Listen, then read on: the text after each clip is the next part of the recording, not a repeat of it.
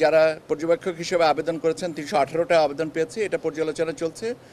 আর 22টা যে রাজনৈতিক দলের নিবন্ধন যেটা হয়েছে যে প্রাথমিকভাবে তাদেরটা ফিল্ডে পাঠাবো আমরা আমাদের তথ্যের জন্যে।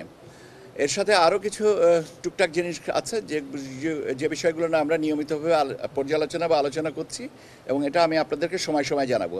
এর ভিতরে একটা সিগনিফিকেন্ট পোর্শন হচ্ছে আপনার আউট অফ কান্ট্রি ভোটিং।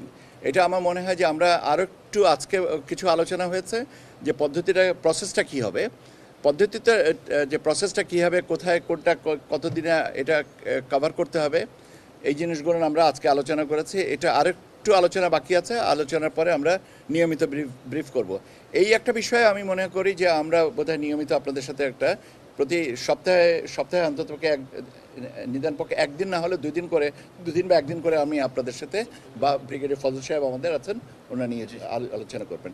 এই হচ্ছে আমাদের দিক থেকে এই মুহূর্তের আপডেট। রোড ম্যাপের কী কী বিষয়বস্তু থাকবে, মেজর বিষয়বস্তু থাকবে, এটা রোড ম্যাপেই আপনাদেরকে বলে দিব এই মুহূর্তে। আপনারা এটা জিনিস শুধু জানেন, সঙ্গে সংলাপ, আপনাদের সাথে সংলাপ ইত্যাদি, যদি আইনবিধি সংশোধনের সম্পর্কে যাবতীয় তথ্যগুলো আপনাদের ওখানে দেওয়া হবে। আপনাকে যদি স্পেসিফিক করে বলেন তাহলে আমি বলবো যে এটা আমার প্রতি বোধহয় ঠিক হচ্ছে না।